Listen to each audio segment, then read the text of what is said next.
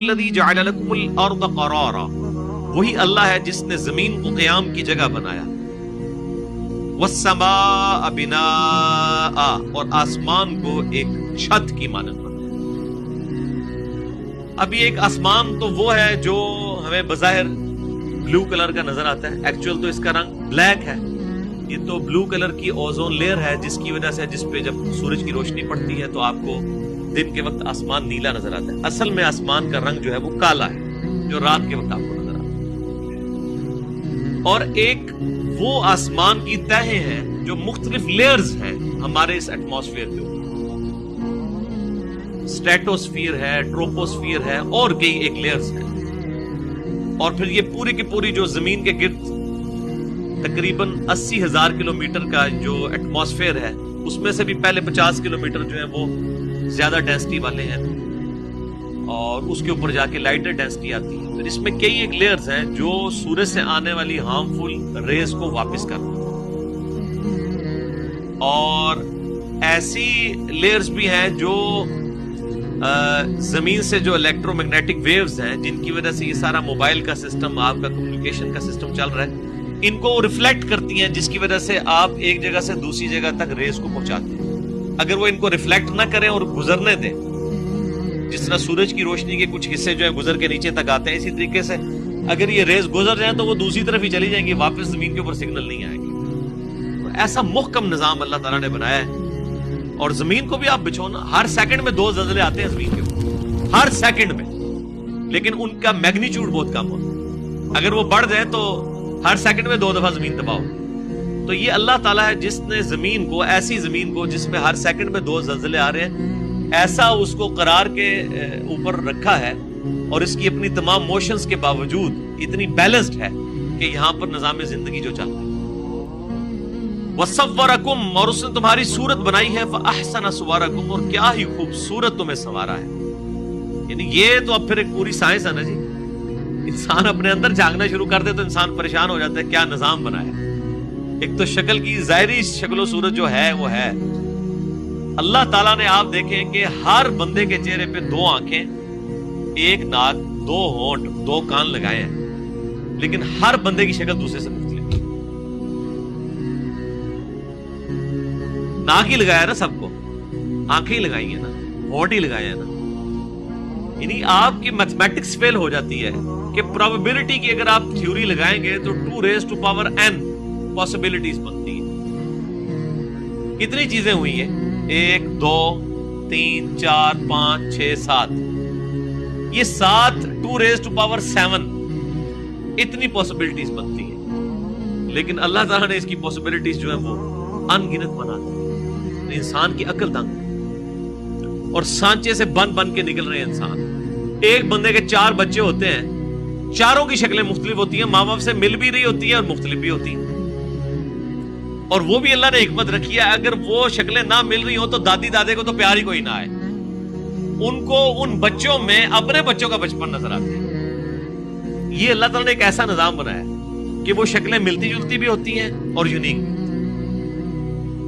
اور پھر آپ یہ دیکھ لیں کہ جو یہ فنگر کے جو نشانات ہیں، فنگر پرنٹس، کسی انسان کے فنگر پرنٹس دوسرے سے نہیں ملتے۔ یعنی دنیا پہ 7 ارب انسان ہے نا، تو آپ 7 ارب انسانوں کے فنگر پرنٹس لیں، کسی ایک شخص کے دوسرے سے نہیں ملتے۔ اور 7 ارب کوئی چھوٹا فگر نہیں ہے میرے بھائی۔ 1 ارب گنتی گننے کے لیے نا 25 سے 30 سال چاہیے، اگر 24 گھنٹے صرف گنتی آپ گنتے رہیں، 1 2 3 4 5 6۔ 1 ارب کوئی چھوٹی رقم نہیں ہے۔ یہاں پہ تو مطلب ہمارے وہ جو لوگوں سے مال لوٹ کے تو لوگ کہہ دیتے ہیں 2 ارب لوٹ لیا، 3 ارب لوٹ لیا۔ 3 ارب کا لوگوں کو پتہ ہی نہیں مطلب کیا ہے۔ 3 ارب کا مطلب ہے کہ اگر کوئی شخص روزانہ بھی 1 لاکھ روپے خرچ کرے نا، 60 سال تک بھی خرچ کرتا رہے نا تو ختم نہیں ہوگا۔ روزانہ 1 لاکھ روپے خرچ کرے، یہ 3 ارب ہے۔ کیونکہ روزانہ انسان کا دل 1 لاکھ دفعہ دھڑکتا ہے، اور ایک 60 سال کی زندگی میں ایک انسان کا دل جو ہے وہ 3 ارب دفعہ دھڑکتا ہے۔ تو یہ ارب کو چھوٹی رقم نہیں ہے، آپ ذرا گننا شروع کریں۔ یہ لاکھ تو انسان کو لگتا ہے تھوڑی سی ہے، لیکن لاکھ کے بعد آپ آگے جانا شروع کریں تو آپ کو اندازہ ہو جائے گا کہ 1 ارب کے اندر جو ہے وہ کتنے بڑی اماؤنٹ چھپی ہوئی ہے. اور تو یہ اللہ تعالیٰ انسان پیدا کر رہا ہے. ابھی تو یہ فنگر پرنٹس کی تو بات ہوگی پرانی. یہ تو 1886 میں یہ ڈسکوری ہوئی تھی کہ کسی شخص کے فنگر پرنٹ دوسرے سے نہیں ملتے ہیں. اب تو میرے بھائی جس لیول کی ڈسکوریز ہو چکی ہیں آپ سوچ بھی نہیں سکتے. یعنی آپ کا جو انسان کا جسم ہے نا, ہر ایک انسان کے جسم کا ایک اپنی تھرمل جو اس کے جسم سے ہیٹ نکل رہی ہے نا, اس کی بھی ایک پکچر بنتی ہے, وہ بھی دوسرے سے نہیں میچ کرتی.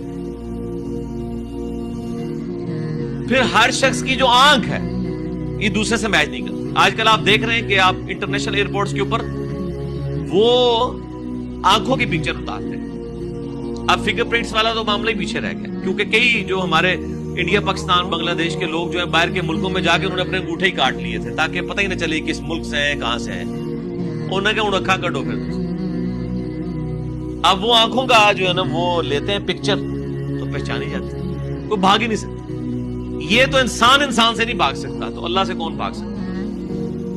صحابہ کرام علیہم رضوان نے یہ تمام کی تمام چیزیں بغیر دیکھے مانی تھی, اور ہمیں اللہ تعالیٰ نے وہ دکھا کے بتا دی, اس لیے کہ اللہ نے ہمیں کمپنسیٹ کرنا تھا. صحابہ کے سامنے نبی صلی اللہ علیہ وآلہ وسلم کی مبارک ذات تھی,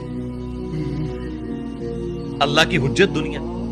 آج نبی علیہ السلام دنیا میں موجود نہیں ہے, تو اللہ تعالیٰ نے اس کی کمپنسیشن اس فارم میں فرمائی ہے کہ اللہ تعالیٰ نے کئی ایک چیزیں جو اس زمانے میں صرف غیب پہ ایمان والی چیزیں تھیں وہ کھول کے سامنے کر.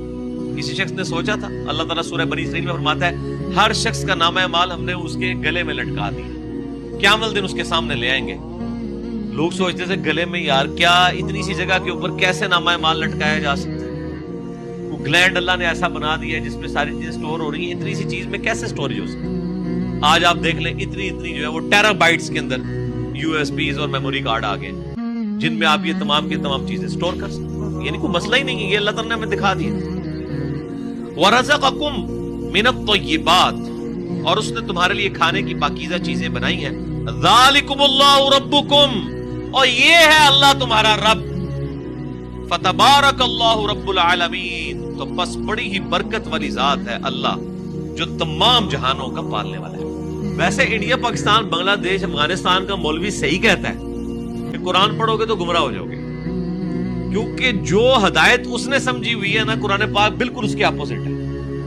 یہ چند ایک آیات پڑھ کے کسی نے کسی بابے کو مدد کے لیے پکارنا ہے, کسی فرشتے کو مدد کے لیے پکارنا ہے, کسی جن کو, کسی بزرگ کو, کسی نبی کو, کسی صحابی کو مدد کے لیے پکارے گا جس کو یہ چیزیں پتہ چلے گی کہ اللہ تعالیٰ بار بار کہہ رہا ہے تو رب اللہ دے بندے ہو, رب دیا ہے کوالٹیز ہوندیاں نے, تسی کیوں رب منے ہیں. جو انسان اپنا پیشاب نہ روک سکے وہ کسی کا مشکل کشا کیسے ہو سکتا ہے میرے بھائیوں. دنیا میں کوئی بڑے سے بڑا انسان بھی اپنا پیشاب نہیں روک سکتا, نیور.